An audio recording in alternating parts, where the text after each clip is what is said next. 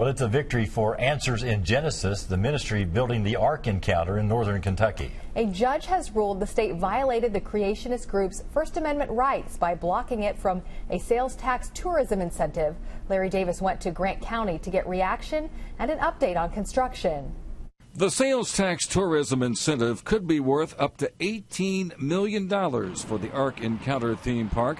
The builders, Answers in Genesis, says the judge's ruling was more about principle rather than money.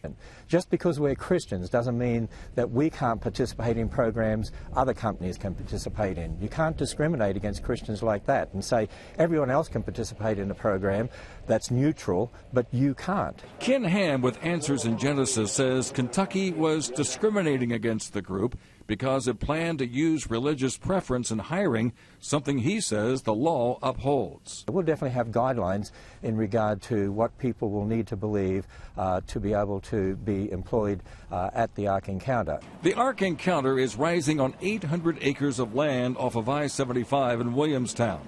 It will be 8 stories high. Inside, work continues on what Ham says is the world's largest timber-framed building.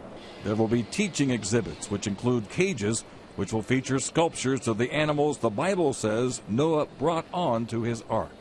The park is expected to bring more jobs and businesses to the area. I think it'll bring new restaurants here and a lot of jobs for people. This town is something we needed. Answers in Genesis says just as important as the new jobs and tax incentives is what the court ruling really means. He upheld the freedom of religion and the free exercise of religion. And that's the exciting thing. That's the most exciting thing to us. That was Larry Davis reporting. The first phase of the Ark Encounter is scheduled to open July 7th.